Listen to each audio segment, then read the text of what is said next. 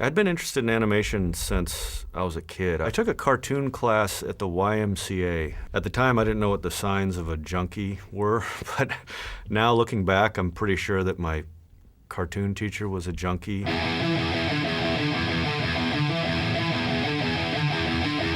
I think the name Butthead came from some friend of his they called Iron Butt, who just liked to have people kick him as hard as they could in his butt.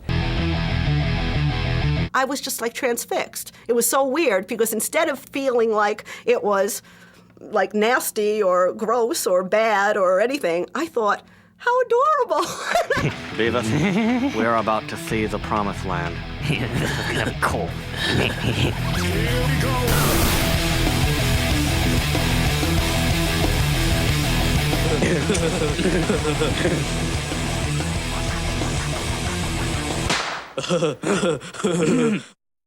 Beavis and Butthead I had drawn in a sketchbook, and I kind of had them lying around, and there was this Sick and Twisted festival that Spike and Mike were doing.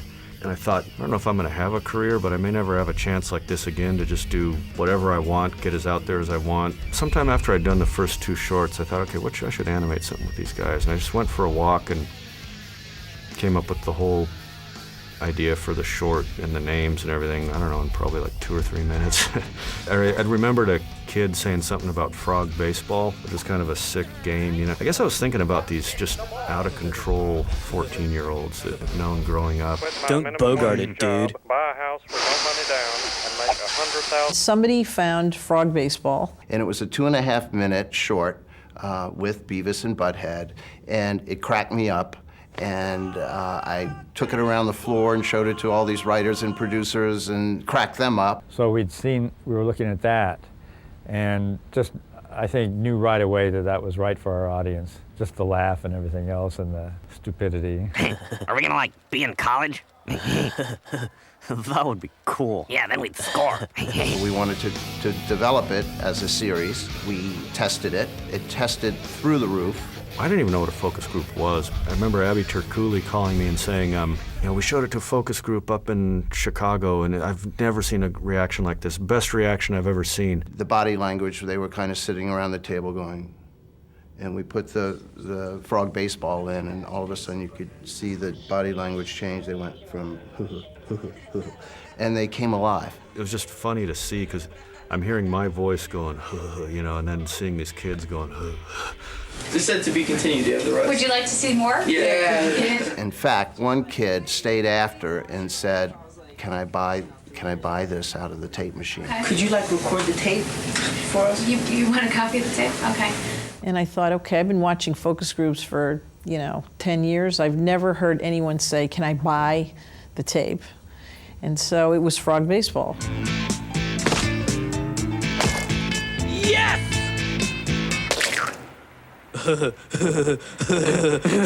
That was cool. Just had an instant chemical, biological, emotional reaction from everyone who saw it. We tested it with women as well in separate groups.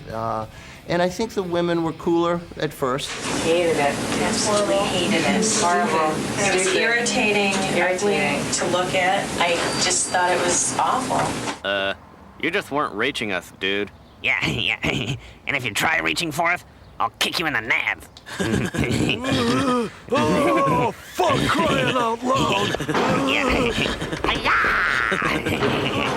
And then it got to the Jersey girls, who were, I think, the same age group, and they just loved it. I was so nasty and vulgar that I loved it. Okay. I did. I liked them. I thought they were funny. I just felt like give Mike a half an hour at 11 o'clock and let him do whatever he wants. We really weren't very much in the series business, and I think we were just so bold about wanting to see it every single night that we said, we'll take as much of it as you can possibly do, and how about 65 episodes? I think it was some magic number that felt like a true marriage. I remember Mike's face when I came up to him and I said, guess what? We got the money to do 65 episodes. Well, he turned white as a ghost and said, I can't do 65 episodes. What? And I said, don't worry, we'll get help. Have you Heimlicked the victim? Have I licked his rectum? No way. It's not just about writing, it's about writing stupid, which I felt was a hard thing to do, really. It's like you have to go back to the place where thinking begins and stay there. You're twisted, man. Boy, the first season, I remember at one point the animation company, which was basically just one guy hiring a bunch of people, they were supposed to have 22 episodes on March 8th, and they had 2. So we went on the air with 2 episodes. It was a show that was every day, and they were horrible. I mean, the first 2 episodes were awful. I don't know why anybody liked it. We cobbled together an episode out of 2 of my shorts and a bunch of videos. Plant a tree, save the tree. Over the skull ladder, 15. We'll be talking about the vagina. Do you think that's funny, Butthead? Do you find it amusing that we'll be talking about the testicles? I hadn't even thought about ratings going into this thing. Remember after the first episode aired, and I thought it was awful, and I was like, gonna go bury my head in the sand, and Abby called and said, "We got a 1 last night." I thought, what's a 1 mean? And they said, well, usually, that time slot is like a 0.6, 0.7. We got a 1, and oh, good. Then the next night it was 1.2. The next night, it's the same episode airing over and over again. And by Friday it was like 1.8. As soon as they opened their mouths, the world changed. I mean, I don't remember what the plot was or anything. I said, gee, are they really saying that? Oh, and they followed up with that. Don't make me come up there! Shut up, asswipe! You probably score, and you're a dork. I'm never gonna score. So it was already the equivalent of viral marketing at that point. 5, 4.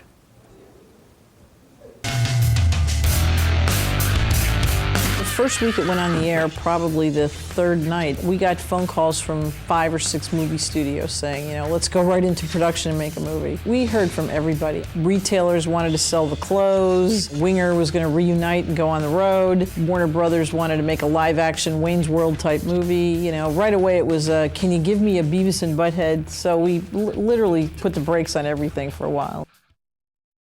At first I was thinking of just, there are these 2 guys who are just around each other all the time. They don't have a lot of other friends or any other friends, and so there's just these inside jokes that just keep on going to the point where they're just kind of laughing all the time. Butt kiss. Damn it, what's wrong with you 2? They were clearly self-destructive. You've had destructive impulses, right? No. But no matter how miserable their existence were, let's face it, they weren't living a great life. They didn't have a nice home. They didn't have a lot of money. Money. Girls didn't respond to them. Hey, baby. Got any cavities?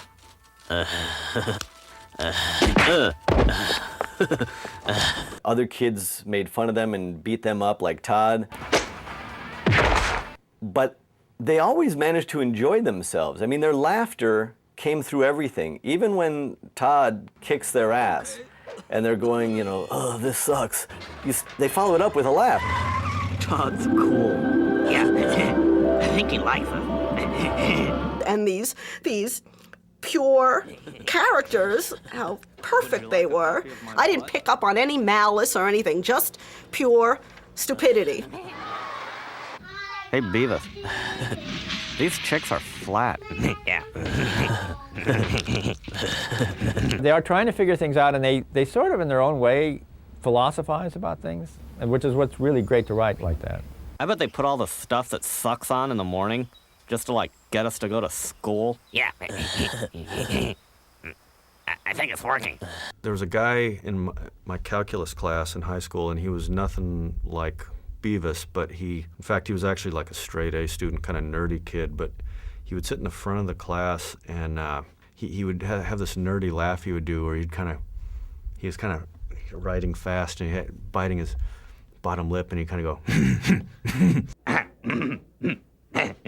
I didn't really have a voice for Beavis. I just kind of had the laugh, and so but I kind of imagined him as this guy who just kind of fry-brained, just sits there cackling. And at first I didn't even want to do the voice of Beavis when the show started, but it ended up being my favorite voice, or one of my favorite voices to do. The turning point for me was in the episode Most Wanted, because he had a rant. it was like, oh my God, he's doing something different. And sometimes the voices tell me to do other stuff, like even cooler stuff. Like this voice said, Beavis, go get a gum wrapper and like roll it up into a cone and like stick it in the butt of a big old horsefly. And it's like the fly just flies straight up. And it's like he keeps going up and he can't come down because he can't fly anywhere else. And like keeps going up until it dies of exhaustion. And then it falls down. Settle down, Beavis. One of my favorite lines always is, settle down, Beavis. Well, Mike used to say that to me, settle down, Yvette. Because I'd get so excited. Butthead's like maybe at the bottom of the social totem pole, and Beavis is even just lower than him. Butthead's the guy. Butthead's the, testosterone, I guess. But Butthead's more predictable. In the duo, he is definitely the brains. That's what's so funny about Butthead. He's totally confident. Beavis, your balls are filthy. Go to the ball washer, now. That's right, everyone. If we all work together and respect one another's space, we'll get through this crisis with a newfound sense of community. Get out of the street, you long-haired panty waste! Mr. Van Driesen, that was probably my favorite character other than Beavis to do the voice for. When I started doing that voice, I wasn't quite sure where I was getting it from. And then I remembered I used to be a musician, and I played with Sam Myers. And there's this guy from the Santa Barbara Blues Society there, and he was interviewing Sam. He just had this way of talking. He said, I remember him saying something like, "Sam, it must have been really wonderful for you, having grown up in the Deep South, to be able to travel to Europe and experience some of their culture and share some of your culture as well." They say great art is difficult to understand, but easy to enjoy. Hey, Beavis. It's hard, but it's not like hard. Yeah. Very good, Butthead. That's right.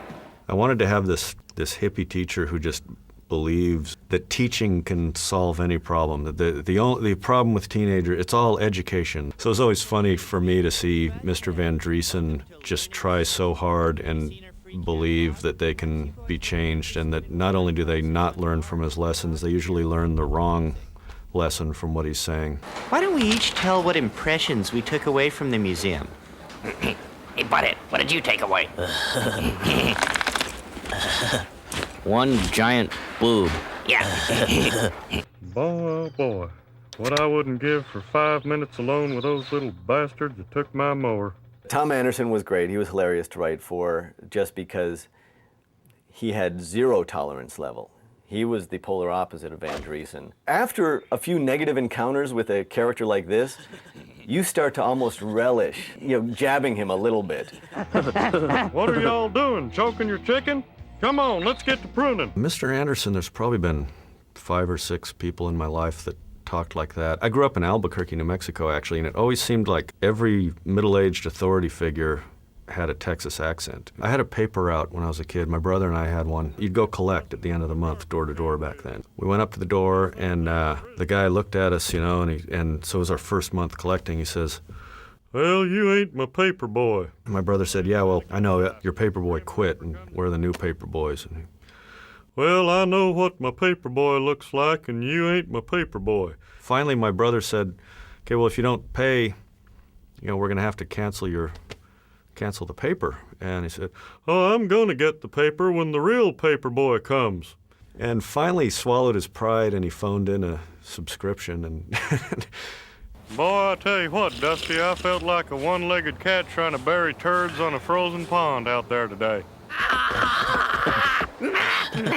Hello, boys. Learning how to drink from a cup, Beavis? Shut up. Diarrhea.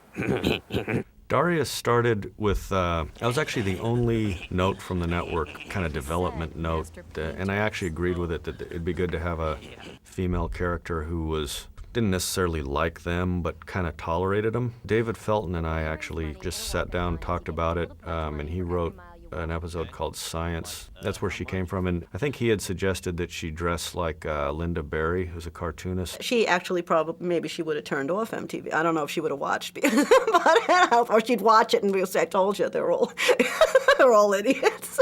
Is not a Do you have democracy, TP? but a TP for my bunghole? Get out of here, Beavis. We're very fortunate, although in other parts. I want to order one of those pubic zirconiums. Guys, I invited you over to watch the Olympics. I'm changing it back. Stuart, I wanted to have a guy who's kind of younger than them, maybe more of a loser, but just kind of nerdier, and he wants to hang out with them, and they sort of, you know, take advantage of him a little bit. Say something, Stuart. Really? You want to talk to me?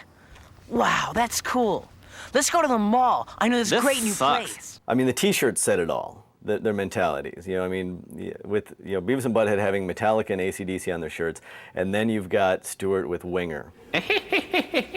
That's right, Socko. Socko's great. Socko's got a hand up his butt.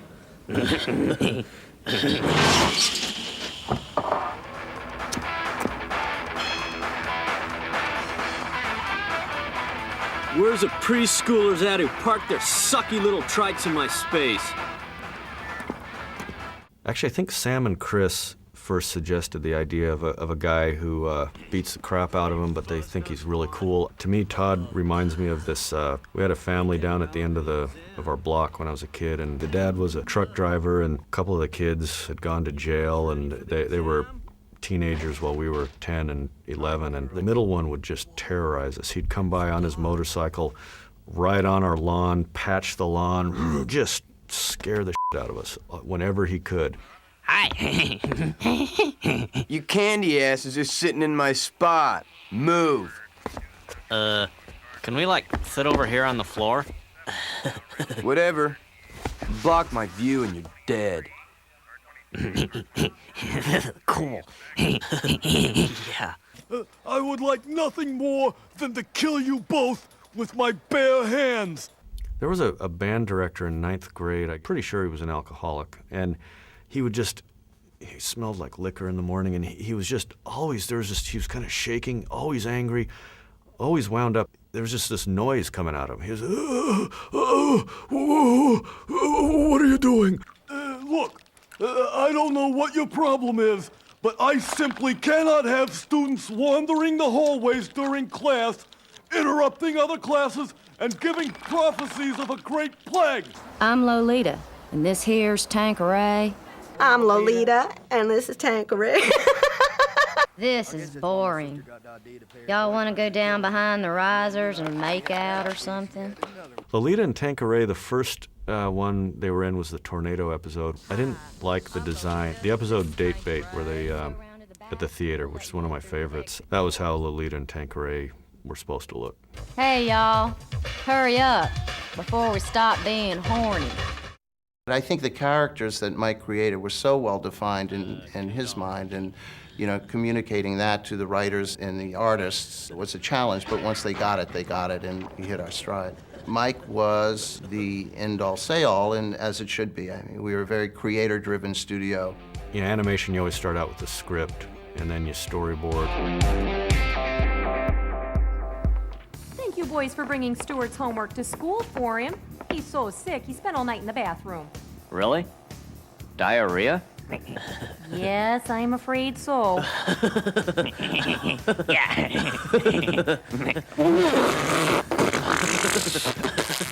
Now, boys, come on. The amazing thing about Beavis is it looks like anything goes, but it was the most controlled, specific animated project I've ever worked on.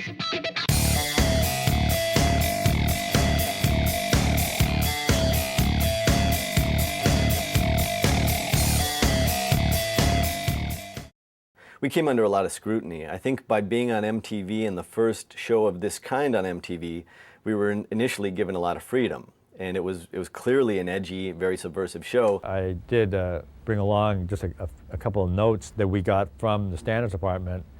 And these are the kind of notes we were getting in those early days. Dickwad changed to dumbass. Lose pecker butt, how about penis breath? Please avoid butt liquor in the future. Can we say butt wipe? Bunghole, butt munch, dill hole, dill weed. Hey, do you use that language at home? They really didn't have a strong argument why you couldn't call someone a fart knocker. Fart knocker? Fart knocker? I think that led to more creative nicknames. Butt burglar? Butt dumpling? Dumbass. It was either Sam or Chris had put ass munch in the script. I was like, oh, that's funny. I haven't seen that since junior high. Standard said no to ass munch. So I said, how about butt munch? So we started saying butt munch so many times. And then I just inadvertently said ass munch once. And they just heard butt munch so many times that ass munch didn't sound like anything new. So then ass munch slipped past them. And and that's the story of butt munch and ass munch. Butt munch? Butt munch. Ass munch? Ass munch? Bunghole? Dillweed? Butt Montana? What do you know, asswipe? I know everything, butt munch. We definitely got a lot of mail at MTV, you know, some fan mail and, you know, some criticisms. Back in spring of '94, I got a pack from a middle school in Washington. This was following a lot of the controversy with the show, and I'd like to share a couple of these letters. Dear creators of Beavis and Butthead, you should get Beavis and Butthead of the air.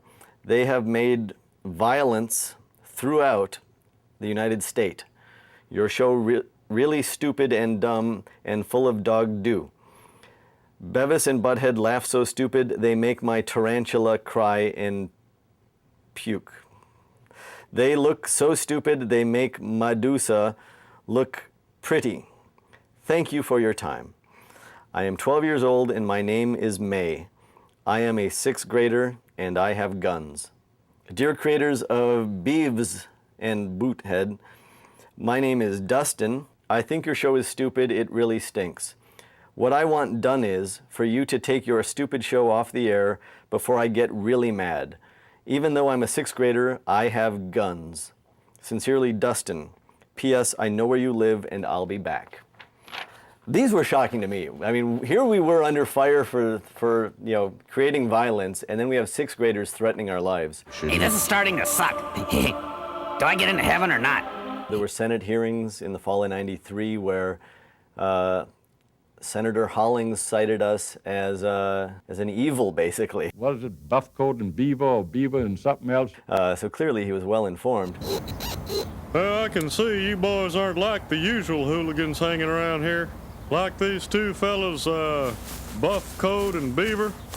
Boy, they've been nothing but trouble. There was the big fire controversy, and I think that scared a lot of people, and I think it scared people at MTV. My understanding was that we were gonna not have him do the thing where he says fire. Some of those episodes may not even exist actually in their original form. We made winking, you know, references to it, like if Beavis was at Burger World and he was working the fryer and he would be like, fryer, in the episode Liar Liar where he says, liar, liar, pants on, whoa, you know, he catches himself. Liar, liar, liar, liar, pants on. Whoa.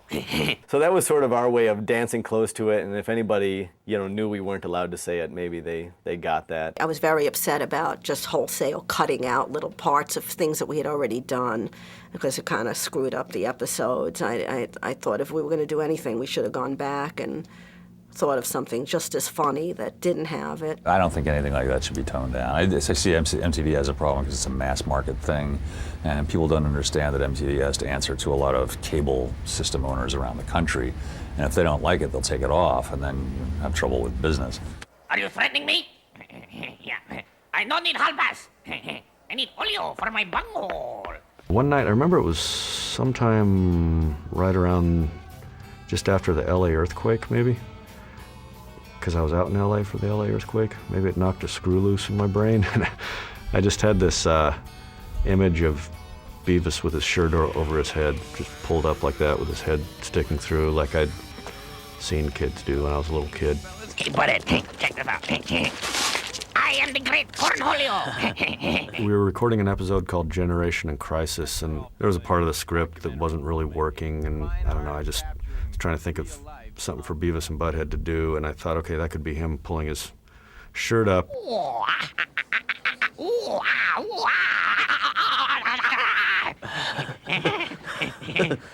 That's cool. And I don't know, it just kind of came out of my mouth, you know, I am cornholio. I am cornholio. I need tippy for my bunghole. Senor Beavis, ¿dónde está tu hall pass? Are you threatening me? You will give me TV, Bungholio? Chris and I just wrote a beginning where he just goes, they go to Stuart's house, kind of made it up on the spot, and then the rest really just improvised. I am Cornholio! Whoa, that was cool. I would tell people about it. I'd think, well, maybe no one's going to like this. Maybe people think it's too out there, but it ended up being the favorite episode probably of all time. I didn't want to do too many of them because it was kind of like the magic of the first time wouldn't be there. Call that magic. Now you're going right back to class, right, Beavis? No, I must get TV for my bunghole. I'm the great Cornholio. And I had just heard a news report that said, a medical study said sugar does not cause hyperactivity in children. And I was like bullshit, you know? And I still hear that report all the time. And I'm just like, well, technically it might not, but I've seen a lot of evidence to the contrary, that if you give kids sugar and caffeine, they get an energy surge and they spaz out. My initial thought was like, well, why don't we just call bullshit on this medical study? And so we'll have them load up on sugar and caffeine. That's strange. I just read about a study that said sugar isn't supposed to cause hyperactivity. I need TV for my bunghole. My people, we are without bungholes. So, wasn't that exciting? That was an inside look at Beavis and Butthead. And of course, I am the Mac Daddy of Beavis and Butthead, Mike Judge. Thank you and good night.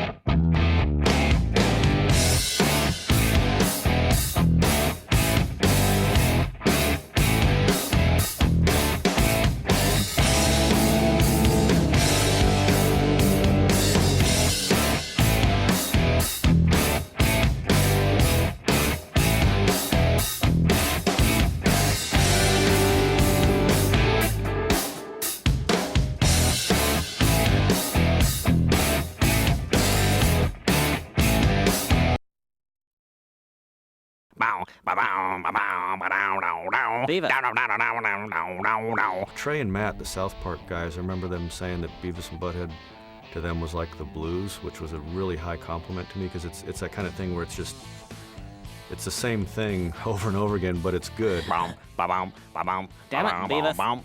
Cut it out. I remember right before South Park went on the air, actually, Mike took us out to give us advice because he's just that cool of a guy.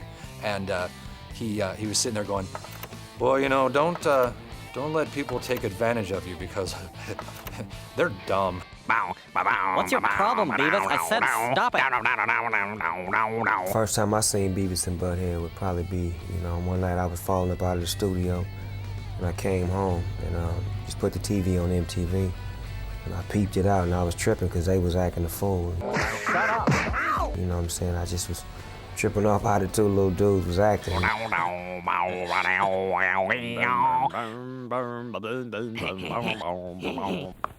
Warning. The following feature presentation is not rated. It contains scenes of full frontal nudity and extreme violence. Viewer discretion is advised. Yes.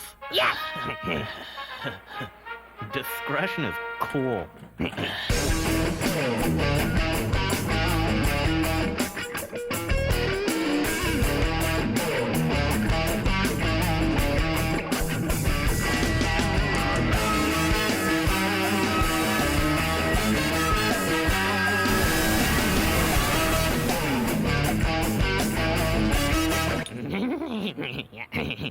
Yeah. Beavis and Butthead's characters evolved a lot by doing these music videos because I was just improvising. It was kind of fun. It was like doing a puppet show or something. Just kind of out of boredom with doing these videos and just I got tired of talking about the videos. Ah, boy, I think this video has a message. Yeah.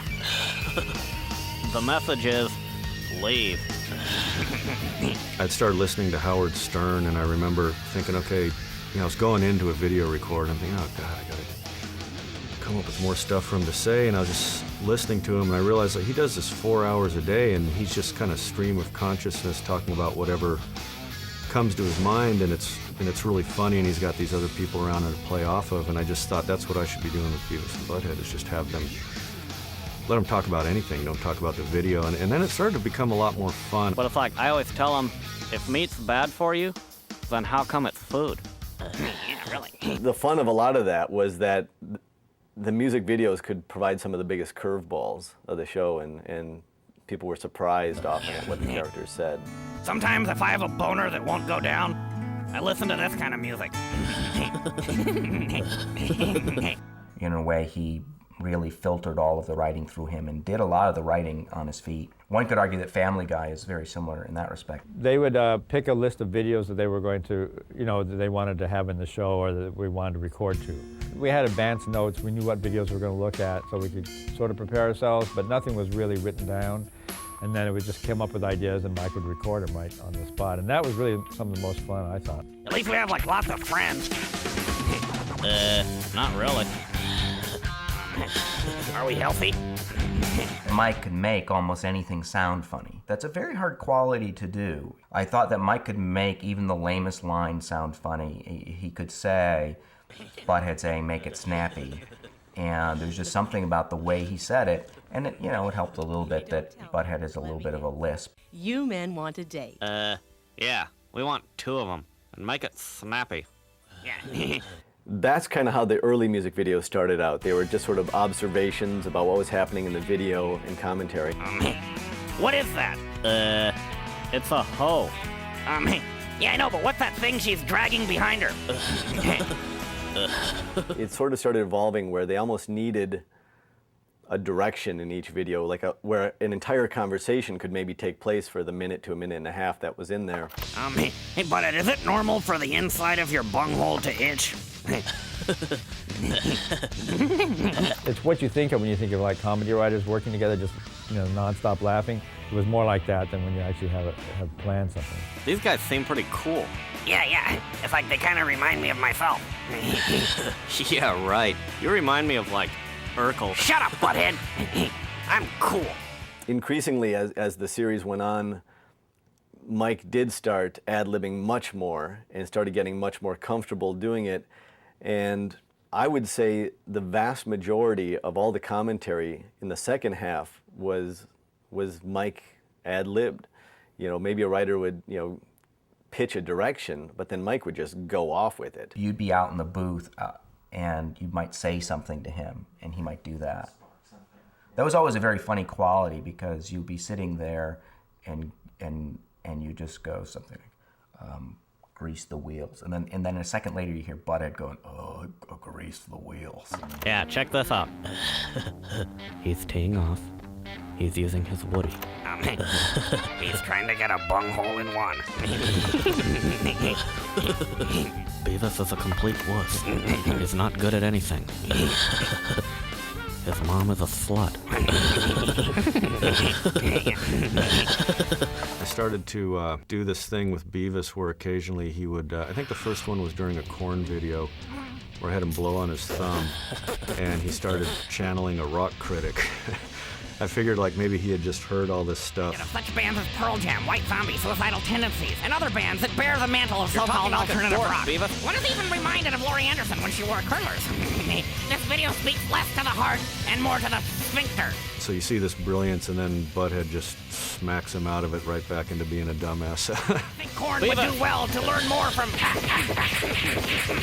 I think at a certain point, too, Mike had seen so many videos. What new can you possibly say after you've done 600 music videos?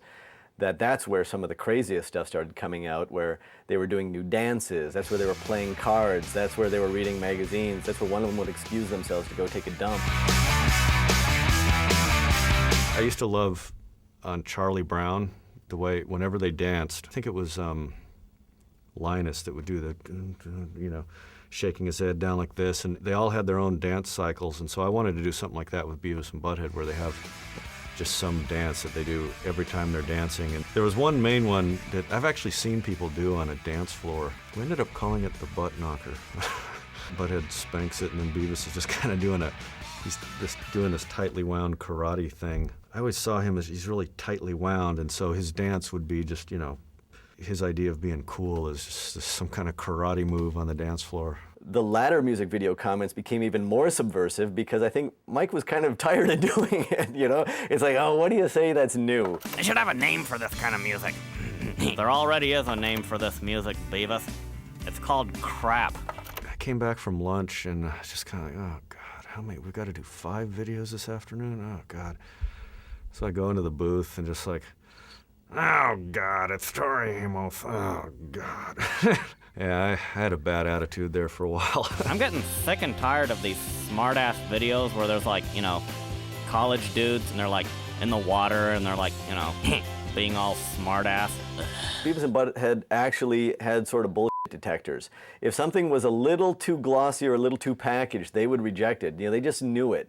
But if something felt authentic, or had hot chicks or explosions in it, or fire, they would probably respond to it. But there was even heavy metal that they were aware of was really cheesy. So most people would just assume that they'd blanket, across the board, loved anything heavy metal. But, as I recall, they slammed, like bands like Halloween.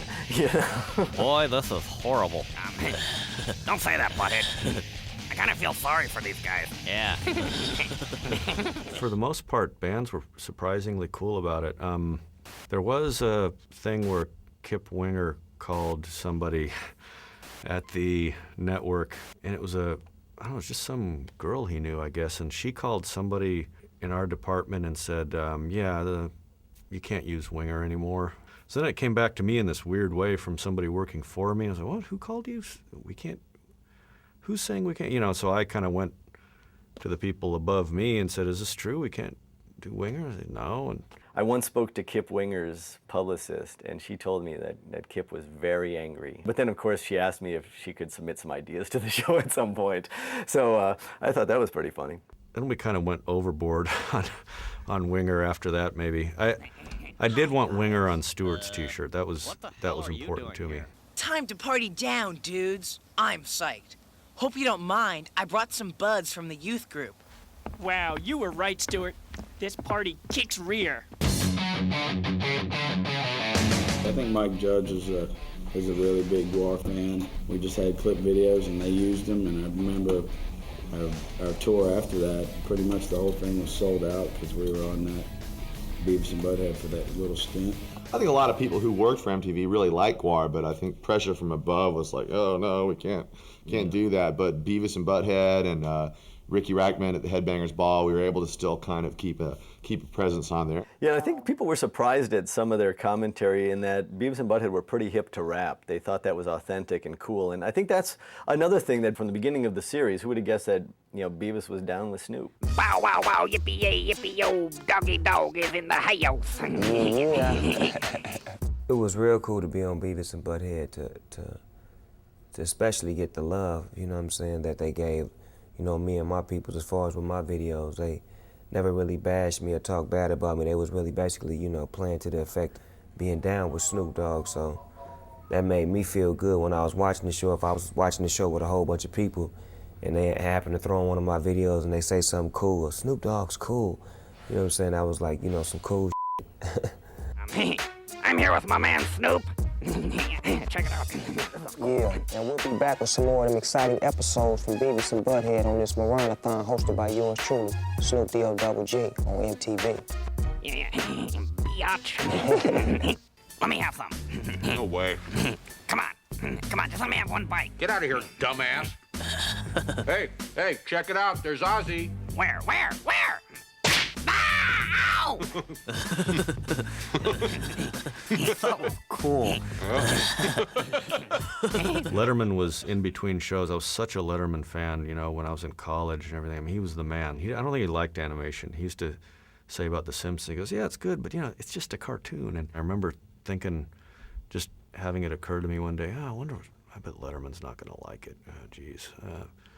And then I just started hearing these things about, Letterman loves it. I'd hear that he had mentioned on his show and this and that. And, when he would actually say in interviews that he thought it was a good show, that really helped. It was just kind of a nice thing for me because I'm a fan, but also it kind of made people who normally wouldn't think to even watch it kind of say, oh, well, maybe there's something to it. We loved it, and we appreciated it when somebody like David Letterman would step forward and say, hey, this is smart, this is clever, there's some stuff going on. We're like, thank you, somebody actually is getting what we're doing. So like, say hello to our good friend Beavis. Yeah, that would be nutty. So like, this is our top 10 list from our home office in Butt, Montana. So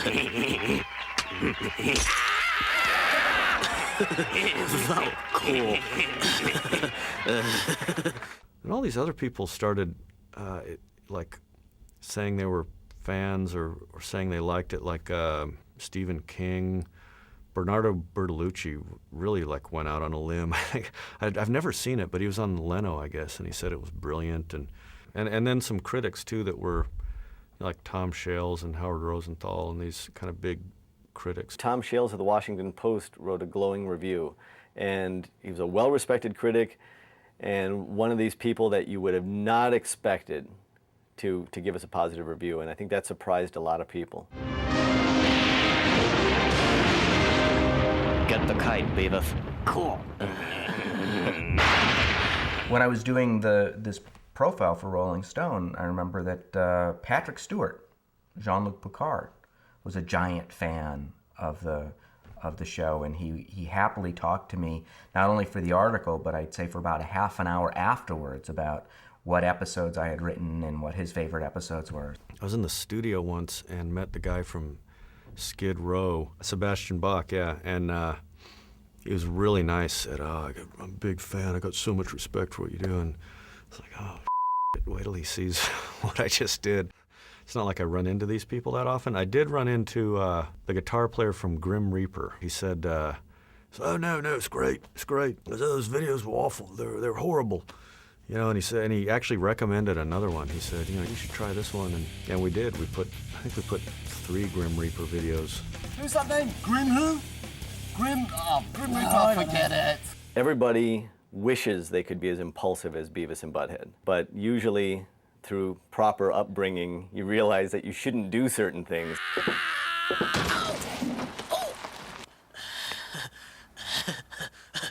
Beavis, that kicked ass.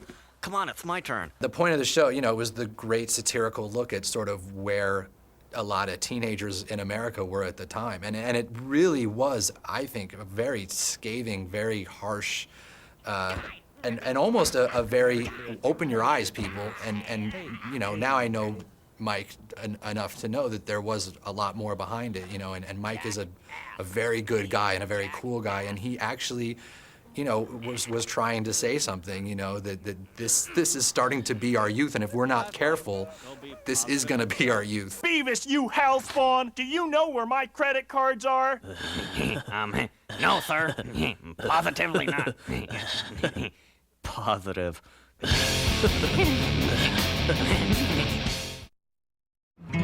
Children of the earth, rejoice.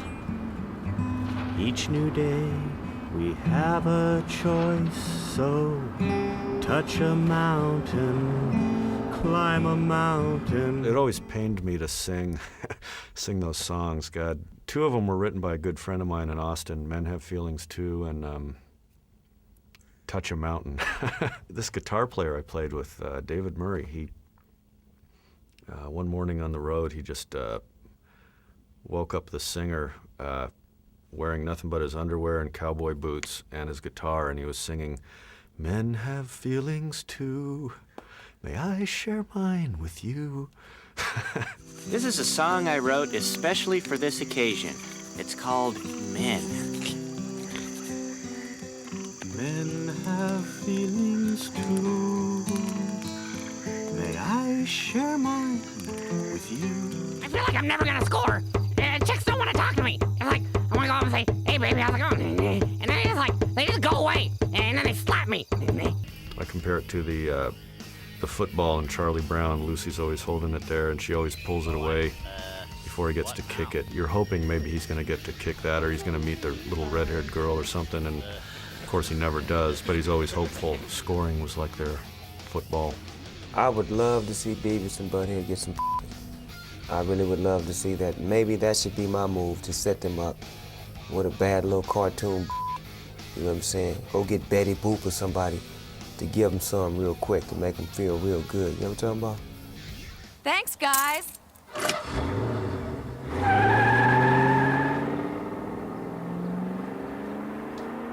You guys are never gonna get any. Beavis and Butthead in Compton. They last about. They might survive. They might survive in Compton. I'm gonna sit here and tell you the truth. They might survive because of how they get down.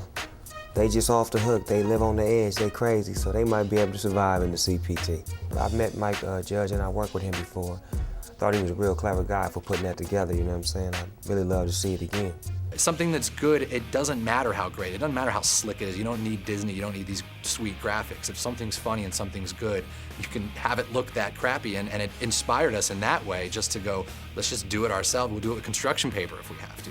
It really got us into this conversation about satire and how there was no good satire out there, and we wanted to do the same thing Mike did. I always reference TV I grew up on because that's still, I guess it's whatever age you are, you're gonna, you know, the thing that really cements itself in your head is the first stuff you liked on television. And I loved the Beverly Hillbillies, Leave It to Beaver, Andy Griffith Show. Beverly Hillbillies, everybody's ridiculous in that show, you know. Every time I see Uncle Jed out there cleaning his gun on that, in front of that Beverly Hills house and saying, well, Jethro, I reckon it's that 6th grade education she's after. Hey, Beavis. Your haircut sucks. Well, yours sucks worse. Todd's pretty cool, but he sucks at cutting hair.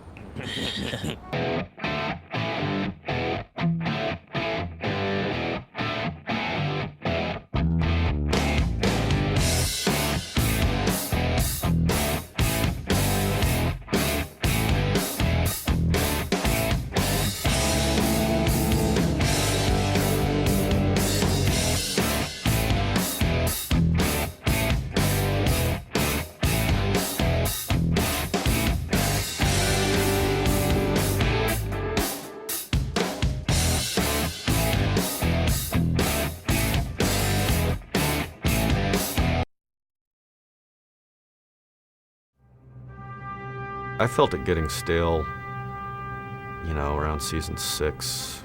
Actually, I also felt it getting stale around season 2 and season 1, but I would get these second wins.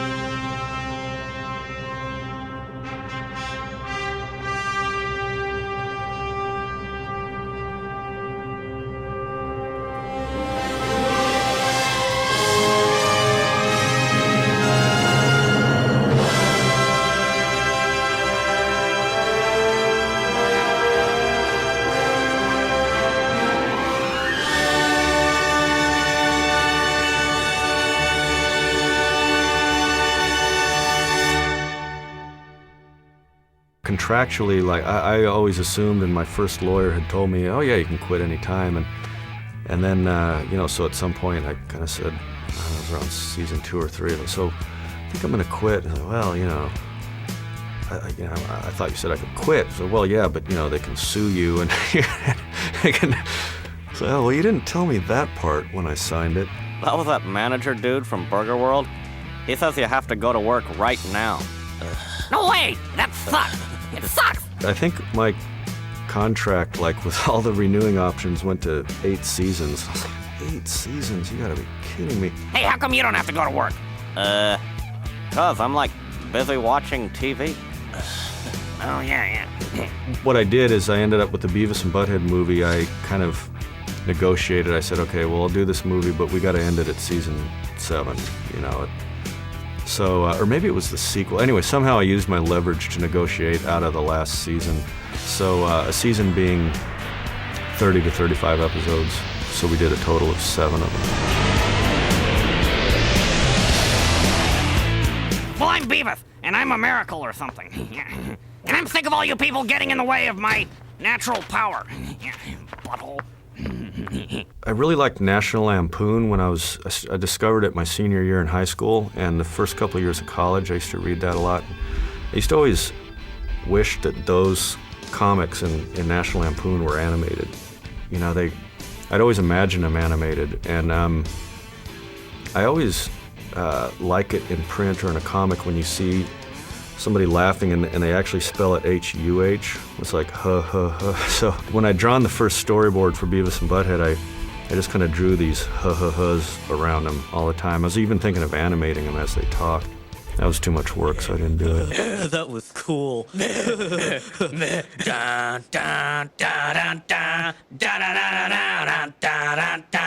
Joe what? Mama. Joe Mama. Hey, that's great! Certain people, like if I knew I was making them laugh, I knew I was doing something right. Like if Yvette was good to have around, like if something's this Chris Brown, people that, like, a lot of times when I'm writing, I'm thinking I'm trying to make my brother laugh, or I'm trying to make an old friend laugh. And so if you have some of these people around and you're just trying to make them laugh, then that always helps. You know, the most important thing you can have on a camper is a good propane regulator. Hey, baby. Fire! Fire! Fire! I didn't even know what these words meant. I got to tell you, they lied to. They never. I actually found out through Tony Eastman what things meant, and I asked him, Mike, Chris, is that what you meant? No, we didn't know that. You know, cornhole and. Well, I didn't even know.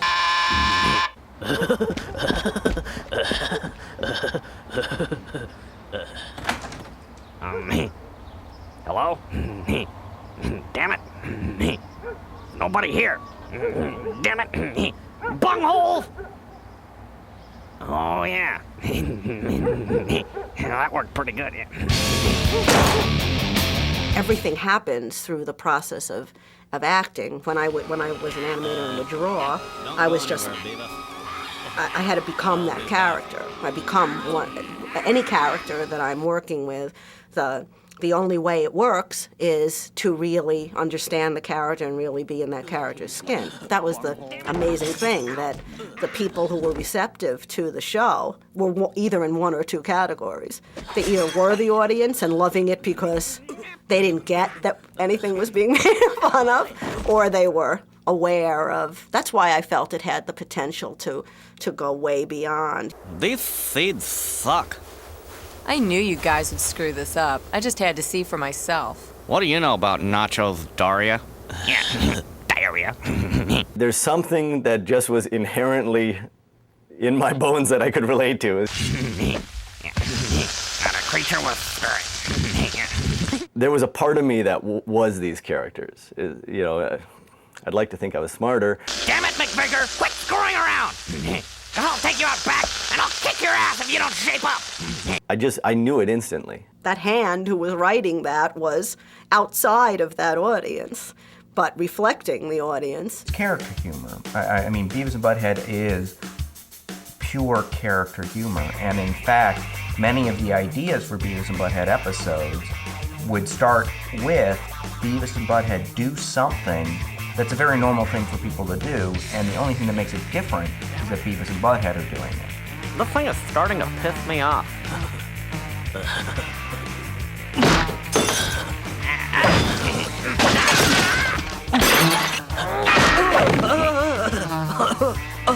Mike had come from a comedy tradition that hadn't been on TV at the time. While it seemed very crude and edgy, it was really a very old-fashioned, sort of slow, countrified kind of style of comedy, where the comedy came out of characters simply behaving rather than acting. There's actually a line you could draw between Beavis and Butthead and Andy Griffith in terms of the style of the way the comedy worked.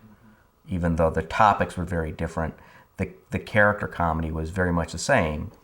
Oh, hey there, Master Cleaver. Aren't you supposed to be in school? Well, I guess so. But all I know is I'm supposed to come in here and buy some cigarettes. Hey, you wouldn't be buying these for Eddie now, would you? Gee, how'd you know? You know, if you look at it from a comedy math point of view, it's really very old-fashioned kind of humor, even though at the time it was upsetting people with the topics that it was. I mean, they were just dumb guys. And there's a real long tradition of dumb guy comedies. You guys aren't drunk. You're just stupid. The show's kind of making fun of everybody in it. Nobody's portrayed positively. Except for maybe Daria and maybe once in a while like a customer in Burger World who's complaining. Hey, come on, can't somebody open another register? I don't have all day, you know. I got 3 kids in the car. Come on. I don't think they're mean intentionally. Yeah, it may sound weird to some people, but they don't know any better. And I think there's a freedom that you get by just being stupid, you know? And sometimes it's liberating, I think, to watch, but it doesn't mean that you're intentionally cruel. And I think that's the difference between when it works and when it doesn't a lot of the time. Check it out, Butthead. Somebody left their locker open. Let's close it for him.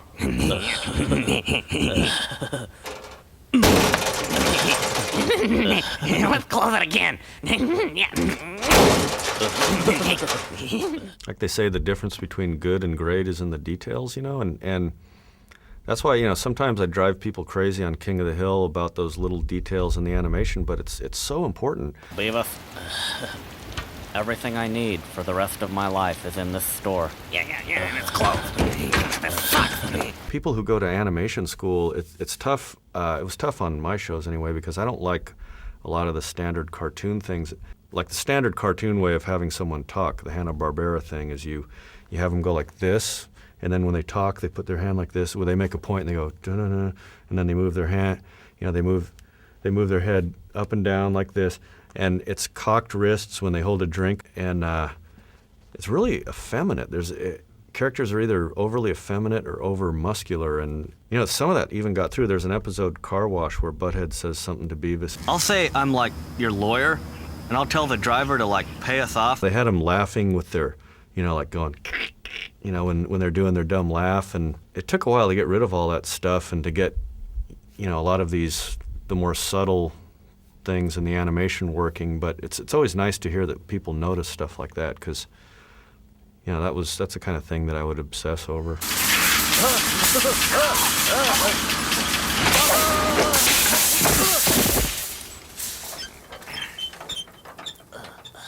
There's something really funny about cartoon pain, you know, and I used to love it in the Roadrunner, like, I don't know, the Coyote's expressions when he's in pain or when he's just falling down into the abyss there. I used to love doing that with Beavis, like, you know, his eyes bug out, have his eyebrows even go up.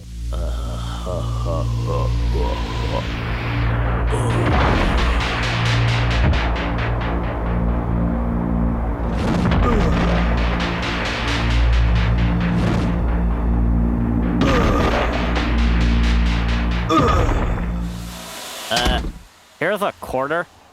Could you, like, buy me one of those, you know, those things you put in your thing when you know, got your thing? One of the girls who worked on the show had come in and she just dyed her hair purple or something, and there were a couple writer types just kind of doing the usual, like, oh, something looks different about you. I'm not sure what it is. And Felton's just sitting there quietly, and you know, they're doing their kind of jokey, like, oh, is it your shoes? And Felton kind of goes, yeah, so, something looks different. Did you get your tubes tied? I was like, what? But then I ended up, you know, going into the booth, and I had Beavis say that chick looks like she had her tubes tied, and Butthead saying, what are you talking about? And, you know, it's just, Felton was always good that way to just kind of derail things. And when I'd need somebody to just take it into left field, he was always good at that. Would you like to pet my poopy? No, thank you. Drive through. Mike also told me about some friend of his that used to masturbate into a fish tank. You should ask him about that. But then, you know, that's a level that most of us are at. You know, some of us outgrow it, and many of us don't. Maybe you should stick your wiener in the bug zapper. Yeah. Let's get this down here. Yeah, there we go. Just like that. No! Don't wear yourselves out, boys. Save some energy for me.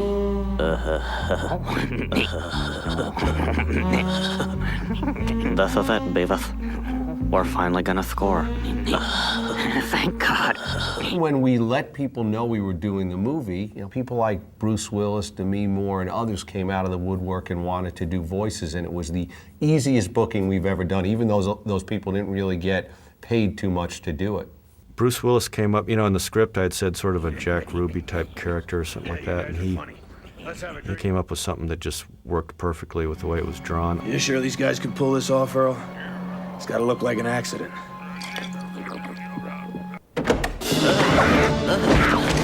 All right, who are you? CIA, FBI, ATF? Hey, Butthead, it's her. Whoa. Yeah. Also, David Letterman's in it. He's not in the credits, but he's Butthead's dad. I scored with these 2 chicks. True story. Yeah, me too. Yeah. You scored with 2 chicks? Yeah, they were sluts. The visual of them looking over the Grand Canyon and looking at the donkey and just saying it's coming out of the ass of the ass. I think it's those deep, meaningful scenes like that resonate with me. But then it's like also coming out of the ass of the ass. It's one of those movies that, because it is such a unique set of characters, that I don't think they'll ever age. And so 10 years later, it kind of shocks you. Wow, it's that old. One of the great things that I think that I was so proud of, and I know Mike was proud of in the movie, was that it brought in, bigger audience. God, I know we were so thrilled that Siskel and Ebert gave it 2 thumbs up, and the Times, all the New Yorker, the Times, and who knows what else gave it great reviews because they got it. So, any of you chicks want to make out during the movie? I actually remember trying to explain how excited I was to my dad and say, well, I'm starting to write for this new show. It's on MTV. I don't know if you'd like it. It's about 14-year-old kids who are really sort of stupid and self-destructive and into heavy metal. But I think it's got a chance to really be something. And I remember my dad saying, well, are you planning on writing for something else? And, he just didn't understand. Let me ask you a question, sir. Is your butt important to you? What? Damn it, get the hell out of here, you damn son of a bitches! Damn it, get! I would defend it for a little bit, but mainly in a way, you really don't know. You just take a look, you just watch it, you really don't know. It's not what you think it is. So it's really funny, and that's all. I wouldn't get into fights. It's like, we don't want to work, we just want the money. Yeah, and chicks, yeah. I'd get hurt, like it would be like unjust. Like I could go into a rant like Beavis if I wanted to about it. It's not fair. Beavis! Ah! Damn it, you will listen when I'm talking! No way! I'm sick of school, and I'm sick of you! What the? Yeah. Then it would come out that they never saw it. They were just picking up on the hype, and then I'd resent even more the whole negative press, because that's what people knew. They didn't know the show. There was an article, I don't know where it started, I think in a Canadian paper, that talked about, it said the episode where they set a cat on fire. There's no such episode. It never happened. It got reprinted in all these newspapers around, it was printed in my hometown paper. Never happened. The thing I always say about about all that controversy is, okay, Beavis and Butthead was a show on cable television, right? So you have to be responsible enough to pay your cable bill, to have cable installed, to do all those things. And I just can't imagine being responsible enough to do that and not being responsible enough to turn it off when you have to, or when your kid's watching something you don't want them to see, and when there's a disclaimer in front of the show saying kids shouldn't watch it. It seems ridiculous to me. Get hurt, expelled, arrested, possibly deported. To put it another way, don't try this at home. One of the things you have to deal with is sometimes, you would say like, oh, I'm a writer for Beavis and Butthead, and people would be like, oh, that show has writers? Like there was, people just would dismiss it as being so stupid. Nobody writes that. Okay, I'll trade you for these diapers. You can poop in them. Okay, I'll just put these back for you. I'm very proud of the fact that the writing that we had and the team of writers that contributed all have proven themselves again and again at how talented they are. Joe Stillman has co-written Shrek 2. Sam Johnson, Chris Marshall were writers on Frasier for a number of years. Eitan Cohen, King of the Hill. Larry Doyle, Simpsons writer. David Felton was the editor of Fear and Loathing in Las Vegas, you know? Well, I think it was a very exciting time to be here at MTV, and I just think that it's one of those things that personally, like, you never know what's going to happen in your life, and it just came out of the blue, and like everybody's life was changed for a while, and it was very, a lot of fun, and the fact that we were all like getting work and credit and awards for something so stupid. I mean, I've written some important pieces in my time and stuff like that, but this was probably as much fun as I've ever had. Yep, I'm starting to feel it. Beavis, it doesn't get any better than this. I was ready to stop when it came to an end. I kind of miss it now. I don't regret quitting when I did, though, because I actually think it's something that I could come back to and do little bits of. I don't know if I want to do a full-blown show again, but I felt it getting stale, around season 6. Actually, I also felt it getting stale around season 2 and season 1, but I would get these second wins that would carry me through, and I don't know, I was so tired of doing it. You boys remind me of me when I was a kid. Yeah. Someday we're gonna be like you. Yeah. We're gonna be drunk.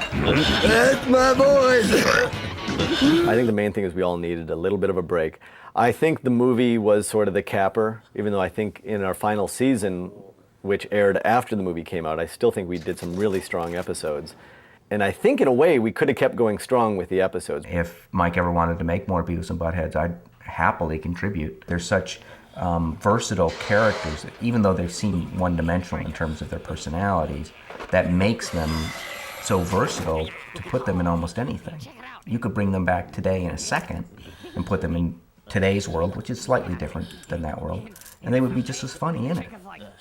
Because they are, at their root, almost kind of classic comic characters. And Mike knows that I would love to do a sequel because I do feel like that it hasn't aged. In fact, if anything, there's a whole new generation that could discover Beavis and Butthead, maybe as on home video now. Well, I've thought about that, what's it like bringing him back?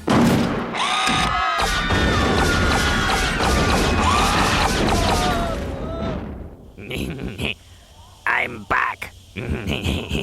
Cool.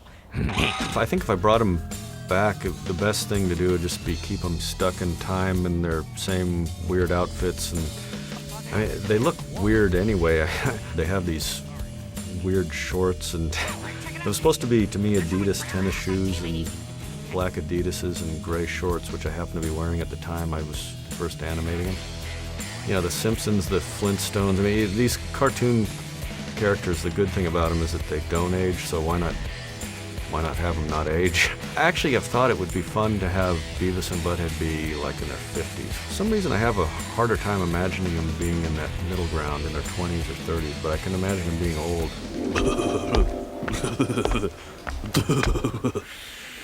This sucks. Let's go get drunk. Yeah.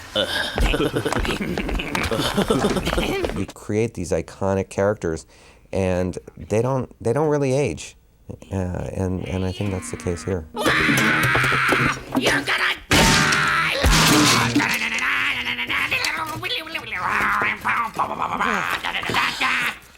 That was cool, Beavis. We're like on our way. rock.